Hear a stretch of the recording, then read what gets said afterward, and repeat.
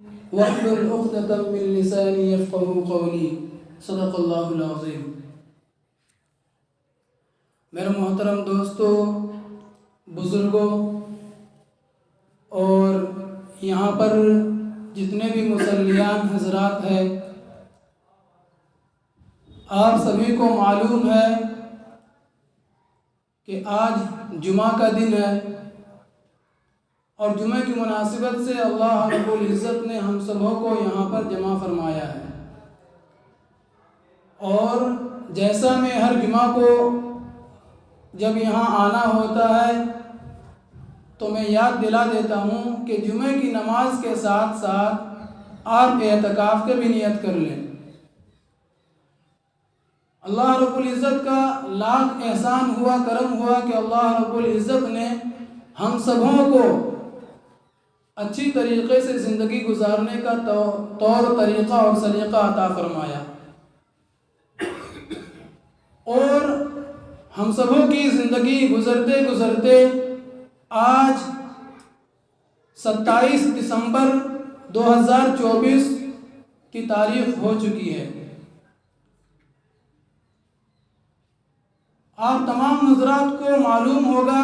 کہ 3 سے 4 دنوں کے اندر ابھی جنوری کا مہینہ آنے والا ہے،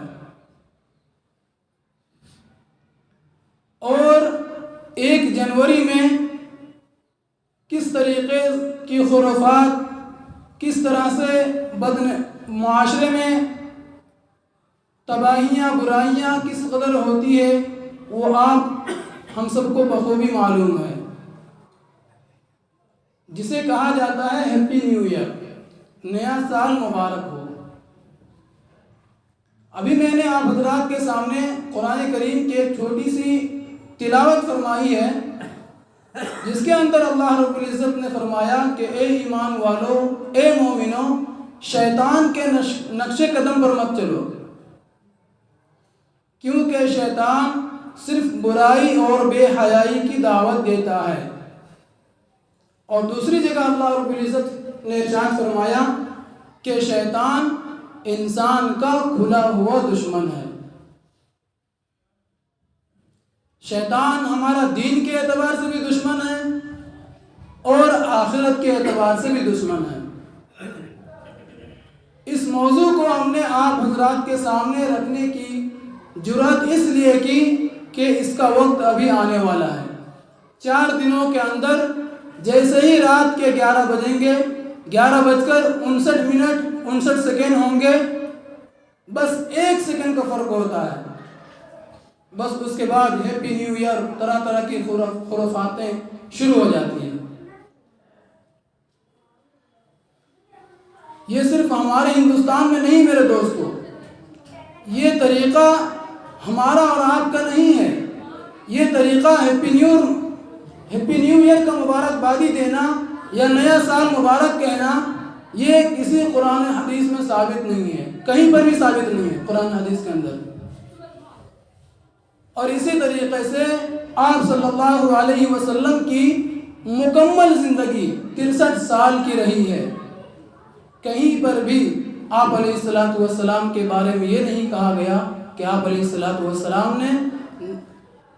سال کے پہلے مہینے آنے پر مبارکبادی پیش کی ہو۔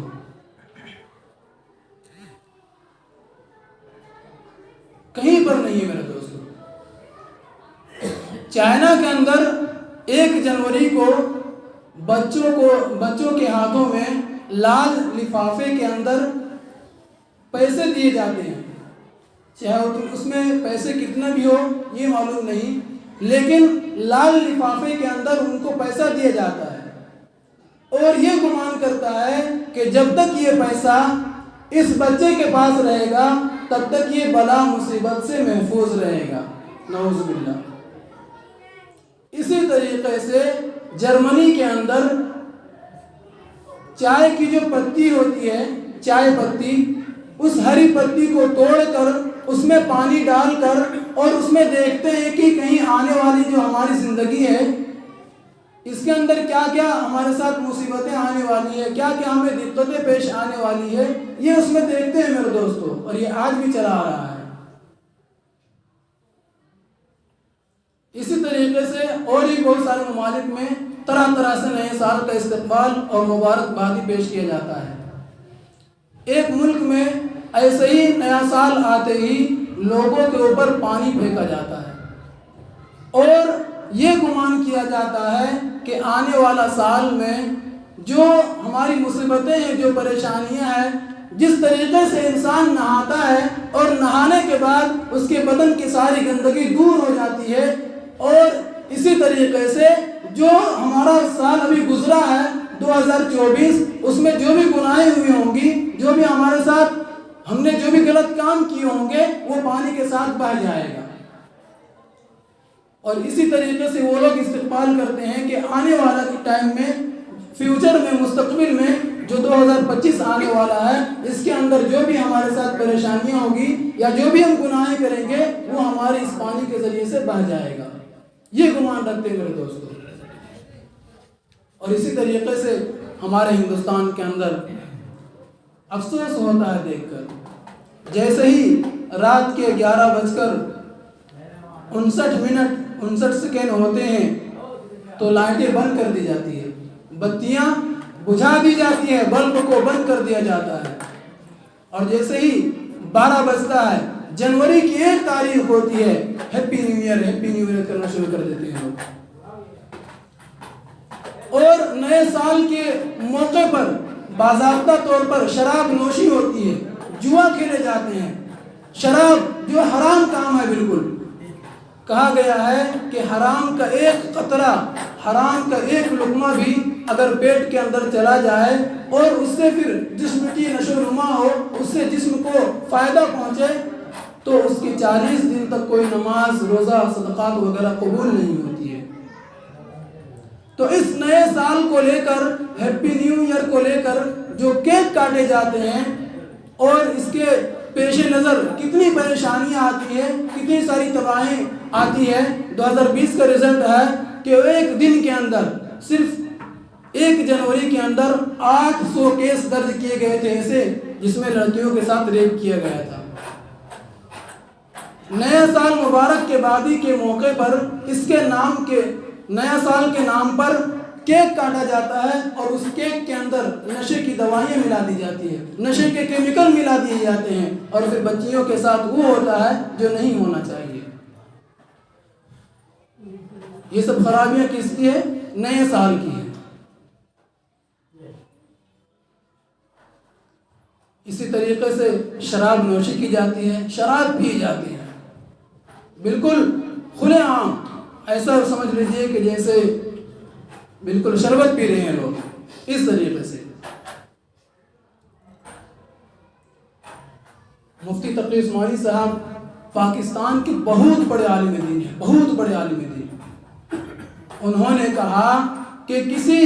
नबी से या सहाबा किराम की किसी एक सहाबे का नाम अगर बतला दीजिए, किसी से ये साबित नहीं है कि आपने नए साल की मुबारकबादी पेश की हो, आपने हैप्पी न्यू ईयर किया हो या किसी को कहा हो। इसी तरीके से बर्थडे लोग मनाते हैं, हैप्पी बर्थडे, जन्मदिन का मनाना, जो कि कुरान और हदीस से बिल्कुल दूर है। ये अंग्रेज़ों का तहजीब है, ये अंग्रेज़ों का कल्चर है, ये अंग्रेज़ों का और यूरोप का तौर तरीक़ा है। और इसी तरीके से एक चीज़ और हमारे मुआशरे में, मुसलमानों के मुआशरे में जन्म ले ली है, वो हम और आप बखूबी करते हैं, खुशी खुशी के साथ करते हैं। जुमे की मुबारकबादी पेश करना,